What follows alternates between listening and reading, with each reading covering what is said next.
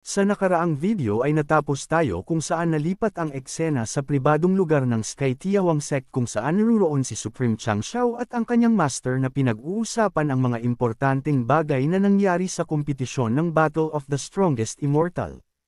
Tinanong ni Supreme Chang Shao ang kanyang master gayong hanggang ngayon ay hindi pa din niya nauunawaan kung bakit ang misteryosong nilalang na nakasuot ng maskara ay tanging winasak lamang ang Dao Foundation ni Qinyan at hindi ito tuluyang pinaslang kahit pa may pagkakataon itong gawin. Ang tanong ni Supreme Chang Shao ay kalmado namang sinagot ng kanyang master at sinabi na bagamat hindi nila sigurado na ang tangi lamang gustong gawin ng misteryosong nilalang ay wasakin ang Dao Foundation ni Qinyan ay baka nakaapekto din daw ang kanilang pagpapakita sa eksena kaya daw siguro ay hindi nito nagawa ang kanyang tunay na plano. Maya-maya pa habang nasa malalim na pag-uusap ang dalawa ay bigla namang sumulpot ang makapangyarihang Empress na si Empress Feiyu at seryoso nitong tinanong ang master ni Supreme Chang Shao at sinabi na naruroon na din daw ito sa eksena ngunit bakit hindi pa rin daw nito napigilan ang misteryosong nilalang na nakasuot ng maskara. Ang tanong ng makapangyarihang Empress ay hindi naman agad direktang sinagot ng master ni Supreme Chang Shao bagkus ay nag-alala pa siya sa pagpapakita nito sabay ginantihan niya ito ng tanong na bakit daw nagtungo pa si Empress Feiyu dito gayong may iilang mga Nine Heavens Supreme ang nagtatangka siyang hulihin. Dagdag pang pag-aalala ng Elder na nalalapit na daw ang pag-breakthrough ni Empress Feiyu bilang isa sa mga Nine Heavens Supreme kaya naman mas mabuti na daw na bumalik na ito at mag-focus na lang sa mga importanteng gawain. Ang pag-aalala ng master ni Supreme Chang Shao ay binaliwala naman ni Empress Feiyu at kampante pa niyang sinabi na para sa kanya ay walang dapat katakutin sa apat na Nine Heavens Supreme na gusto siyang hulihin subalit mas nakakahiya naman daw ang nabalitaan niyang nangyari sa kanila kanina. Naging mas seryoso pa ang usapan at may pagdepensang sinabi ni Supreme Chang Shao na maaaring hindi daw nalalaman ni Empress Feiyu na ang misteryosong lalaking nakasuot ng maskara na nakalaban niya kanina ay nagtataglay ng Dao Transforming Immortal Flames at malaki ang posibilidad na tagapagmana daw ito ni Ninth Immortal. Matapos magsalita ni Supreme Chang Shao ay agad naman itong dinugtungan ni Empress Feiyu at seryoso niyang sinabi na hindi daw ito ang tagapagmana ni Ninth Immortal dahil si Ninth Immortal daw mismo ang kanilang nakalaban. Nang marinig nilang dalawa ang sinabi ng makapangyarihang Empress ay labis-labis ang kanilang pagkagulat at sabay pa nilang tanong na ano daw ang dahilan kung bakit gustong paslangin ni Ninth Immortal si Qinyan. Mabilis na sinagot ni Empress Feiyu ang tanong ng dalawa na hindi pa niya alam ang kasagutan subalit sa isip-isip niya ngayon ay alam niya sa kanyang sarili na si Qinyan ang successor ng Fifth Immortal na si God of War Battle Spirit kaya naman sa madaling salita ay walang rason si Ninth Immortal para saktan si Qinyan. Bukod pa riyan ay may alam din si Empress Feiyu na may iniwang mga hakbang si Fifth Immortal upang matulungan si Qinyan sa pagharap sa panganib kaya naman nakakasigurado siya na wala talagang plano si Ninth Immortal na paslangin si Qinyan. Gayunpaman ay sinabi na ni Empress Feiyu ang kanyang tunay na pakay kila Supreme Chang Shao at sa kanyang master at seryoso niyang ipinaliwanag na bagamat wala na siya sa Shangxingtian Small Immortal Realm ay mas makakabuti daw sa kanilang dalawa at kanilang sect na ibigay nila ang kanilang buong suporta kay Qinyan at pagkatapos ni Empress Feiyu bitawan ang mga palaisipang kanyang iniwan ay tuluyan na rin siyang umalis. Matapos umalis ni Empress Feiyu ay agad na tinanong ni Supreme Chang Shao ang kanyang master kung anong ibig iparating ni Empress Feiyu sa sinabi niyang iyon gayong nawasak na ang Dao Foundation ni Qinyan kaya't ang pinakamataas na lang na kaya niyang marating ay maging isang natatanging peerless ruler. Ang tanong ni Supreme Chang Shao ay simple lamang na sinagot ng kanyang master at sinabi na ang pagpapakita ni Ninth Immortal para paslangin si Qinyan ay nangangahulugan lamang na hindi siya pangkaraniwan na cultivator. Dagdag pa ng kanyang master na marahil ay naniniwala si Empress Feiyu na may kakayahan si Qinyan na muling maabot ang greater success stage of Dao Realm at maibalik nito ang kanyang tunay na lakas. Bukod pa dyan ay sinabi din niya na ang katotohanang labis na naa-attract ang isang makapangyarihang Empress sa batang iyon ay sapat na para panghawakan ang mga huling sinabi nito sa kanila. Muling nalipat ang eksena sa ating bida kung saan kasalukuyan naman siyang nasa loob ng kanyang Divine Sea of Consciousness gayong pinaghihinalaan niya na baka nasa loob ng Purple Crystal ang sagot kung paano niya muling mabubuhay sila Princess Miao Miao at Jiang Bilan. Subalit habang inuobserbahan ni Qinyan ang Purple Crystal ay may bigla na lang siyang narinig na boses at sinasabi nito sa kanya na ang muling pagbuhay kay Princess Miao Miao at Jiang Bilan ay wala sa loob ng Purple Crystal. Dagdag pa ng misteryosong boses na kung gusto daw malaman ni Xinyan ang kasagutan ay kailangan niyang magtungo sa pinakamalalim na parte ng Supreme Cave Abode at hihintayin daw siya nito dito. Nang marinig ni Xinyan ang sinabi ng misteryosong boses ay bumilis ang tibok ng kanyang puso gayong ito lang naman ang boses ng Beast Hide Drawing at sa isip-isip niya ngayon ay mukhang hindi na rin magtatagal at malalaman na niya ang matagal na niyang inaasam na kasagutan. Mabilis na lumipas ang ilan pang mga araw at nakapagpahinga na rin si Xinyan ng sapat at higit sa lahat ay gumaling na din ang kanyang mga tinamong pinsala kaya naman napagdesisyonan na nilang magtungo sa Supreme Cave Abode. Maya-maya pa makalipas ang 3 oras nilang paglalakbay ay nakarating na rin sila Xinyan sa lagusan patungo sa Supreme Cave Abode kasama ang 3 niyang Senior Immortal Emperor at ang kanyang kaibigan na si Qiu Hong. Subalit bago tuluyang pumasok sa loob ay kinausap muna ni Blessed Immortal Emperor si Qiu Hong at sinabi na bago sila magpatuloy ay kailangan muna niyang manimpa ng Immortal Oath na naglalaman na hindi niya pwedeng ipagsabi sa kahit na sino man ang lugar na kanilang papasukin gayong si Xinyan lamang ang una nilang pinagkatiwalaan patungkol dito. At nang marinig ni Qiu Hong ang sinabi ni Blessed Immortal Emperor ay kanya naman itong naunawaan kaya naman agad niyang sinagawa ang Immortal Oath upang makampante na rin ang iba pa niyang kasamang Emperor. Nang matapos na si Qiu Hong sa kanyang panunumpa ay tuluyan na rin silang nakapasok sa loob at pinuntahan nila ang Blue Cloud Sea na isa sa mga saradong parte ng Supreme Cave Abode. Bago magsimula si Xinyan sa pag-activate sa ilang parte ng Supreme Cave Abode ay nilapitan muna siya ni Empress Red Zither at seryosong tinanong kung kumpiyansado ba siyang gawin ito gayong batid niya na kagagaling lamang ni Xinyan sa matinding pinsala at kinakailangan ng napakaraming enerhiya para dito. At sa tanong naman ni Empress Red Zither ay kalmado naman itong sinagot ng ating bida na ayos lamang siya at magagawa niya itong mapagtagumpayan. Matapos ang maikling pag-uusap nilang dalawa ni Empress Red Zither ay wala nang sinayang pang sandali si Xinyan at agad na siyang umupo sabay inilabas na niya ang kanyang white blue flower kung saan sabay na inabsorb ng makapangyarihang bulaklak ang kanyang enerhiya at ang mga nagkalat na soul energy sa buong paligid. Sa kabilang banda naman habang abala ang ating bida sa kanyang ginagawa ay napansin naman ni Blessed Immortal Emperor na mabilis na nagkakaroon ng matinding reaksyon ang gitnang bahagi ng Supreme Cave Abode kahit pa nagsisimula pa lang si Xinyan.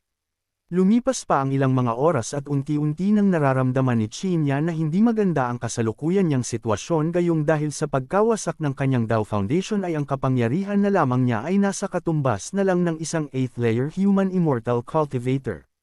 At kung ipagpapatuloy daw na sipsipin ng white blue flower ang kanyang enerhiya ay siguradong magiging isa na lang daw siyang tuyot na bangkay. Bago tuluyang masira ang kanyang konsentrasyon ay tinawag ni Xinyan ang kanyang mga senior immortal at ipinaalam sa kanila ang kasalukuyan niyang sitwasyon sabay inutusan niya ang mga ito na isalin ang kanilang mga immortal force patungo sa kanyang katawan upang maipagpatuloy pa niya ang kanyang ginagawa na agad naman nilang naunawaan. Mabilis na kumilos sila Blessed Immortal Emperor, Ground Spirit Immortal Emperor at ang huli ay si Empress Red Zither at agad na nilang ibinigay ang kani-kanilang mga God Force patungo sa katawan ni Xinyan kaya naman muli niyang naibalik sa balanse ang pag-absorb ng white blue flower sa kanyang enerhiya at pati na rin sa mga soul energy na nagkalat sa paligid ng lugar. Lumipas pa ang 3 mga oras at mas lalong kumakapal ang napakalakas na enerhiyang bumabalot sa paligid ng kinaroroonan ni Xinyan kaya naman bahagyang naalarma si Qiu Hong sa nangyayari. Maging si Blessed Immortal Emperor ay naramdaman din na tila may kakaibang phenomena ang unti-unting nabubuo sa kanilang lokasyon gayong naghahalo-halo ang mga elemento sa buong kapaligiran at sa kanyang palagay ay nalalapit ng magtagumpay si Xinyan. Maya-maya pa ay isang malakas na enerhiya ang mabilis na bumulusok pabagsak sa buong kalupaan na nagresulta ng napakalaking biyak at ang pangyayaring ito ay kinumpirma nila Blessed Immortal Emperor na nagtagumpay na si Xinyan na buksan ang pinakaloob na bahagi ng Supreme Cave Abode.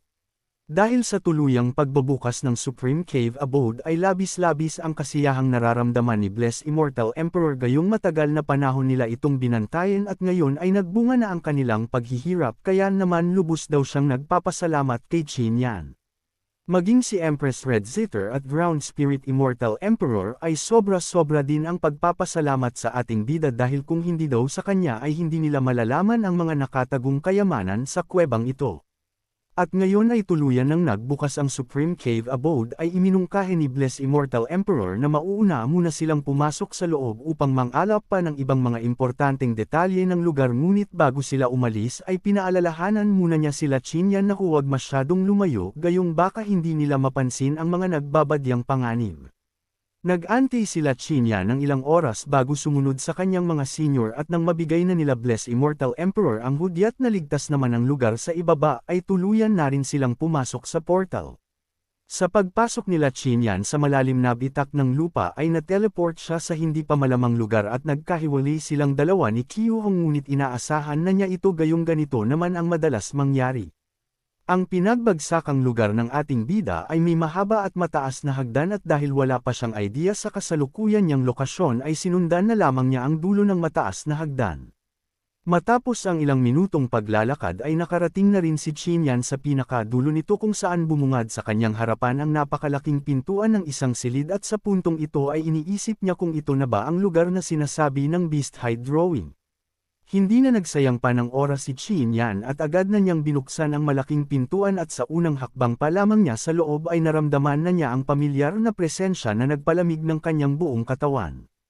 Sa dulo ng silid ay makikita naman ang isang malaking baul at naroon ang Beast Hide Drawing na nakalutang, at nang makita niya si Qinyan ay agad niya itong binati at sinabi na sa wakas ay nagkita na silang muli gayong matagal na panahon niya din daw siyang hinintay.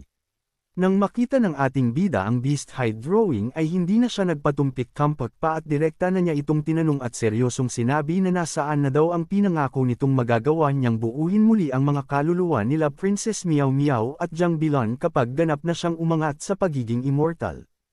Ang tanong ni Qinyan ay agad namang sinagot ni Beast Hide Drawing at sinabi na kumalma lamang ito gayong nasa kanya pa rin ang paraan upang mabuong muli ang kaluluwa nila Princess Miao Miao at Jiang Bilan.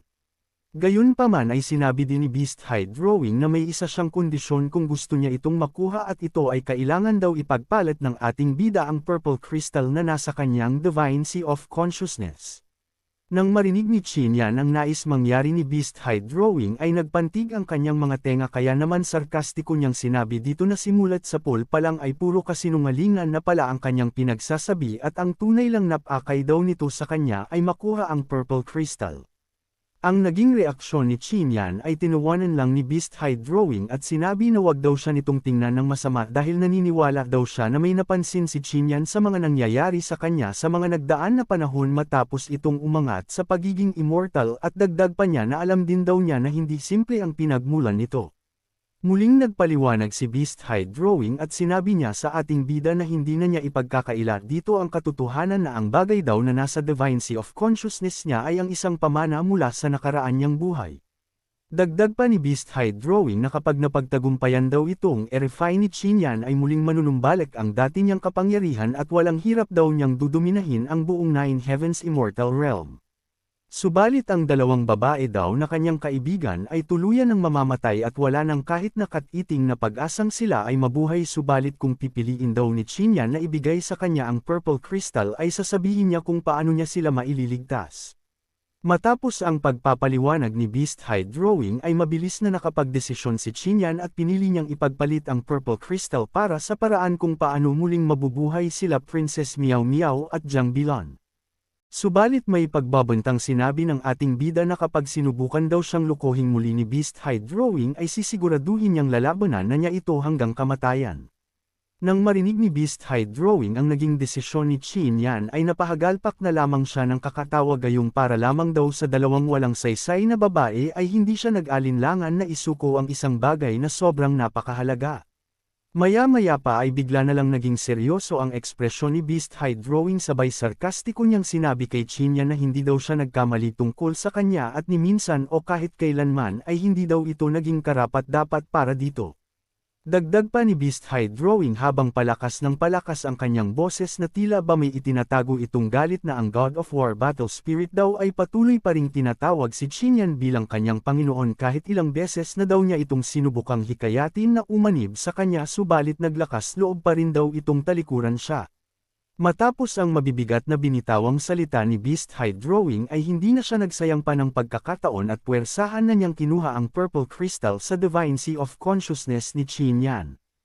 At habang unti-unting lumalabas ang purple crystal mula sa Divine Sea of Consciousness ng ating bida ay kitang-kita naman ang matinding reaksyon ng kanyang katawan na tila ba pinipigilan nito itong makaalis. Ilang sandali pa ay tuluyan na ring napasa kamay ni Beast High drawing ang purple crystal ni Qin Yan sabay nakangiti niyang sinabi na ang kailangan na lamang niya ay ang ownerless heaven pattern at kapag nakuha na niya iyon ay wala nang makakapigil pa sa kanya o kahit na sino man sa buong Nine Heavens Immortal Realm.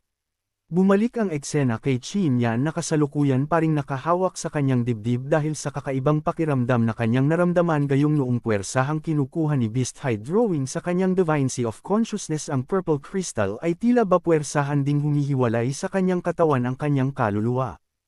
At hindi rin nagtagal ay ibinigay na ni Beast High drawing kay Qin Yan ang isang scroll na naglalaman ng paraan kung paano niya muling mabubuhay sila Princess Miao Miao at Jiang Bilan para na din sa pagtupad sa kanilang naging kasunduan.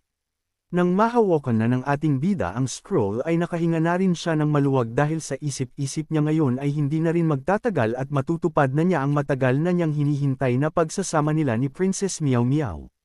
Si Beast High drawing naman ay hindi pa rin maitago ang sayang nararamdaman matapos niyang makuha ang purple crystal mula kay Qin Yan at bago siya tuluyang umalis ay nag-iwan pa siya ng ilang mga salita kung saan sinabi niya sa ating bida na inalis ng kanyang ikaapat na kapatid ang panganib para kay Qin Yan kahit na ang kaligtasan nito ang nakatayak kaya naman wag daw gawing walang halaga ni Qin Yan ang pag-aalay nito ng kanyang buhay. Dagdag pa ni Beast High drawing na kapag nagtagumpay ang kanyang plano ay bibigyan niya si Qin Yan ng isang natatanging pagkakataon at papayagan niya itong umakyat sa Undying Cycle Mountain upang masaksihan ang tunay na Immortal Realm sabay tuluyan na itong naglaho.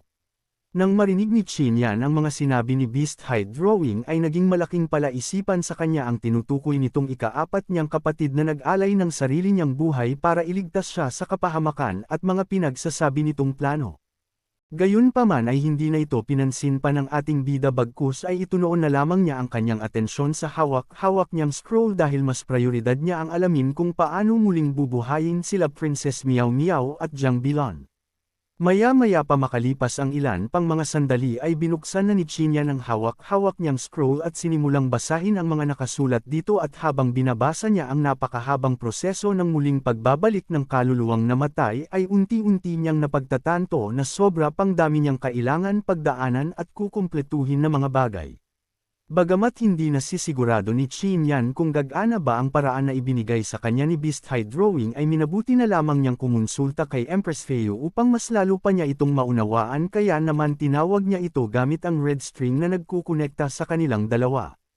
Sa pagtawag ni Qin Yan sa makapangyarihang Empress ay agad naman itong tumugon at agad niyang ipinakita ang scroll na kanyang hawak-hawak.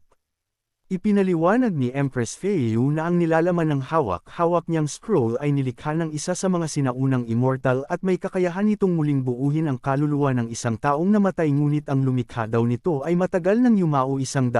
taon na ang nakakalipas kaya naman nagtatakang tanong ni Empress Feo kung saan daw ito nakuha ni Qin Yan.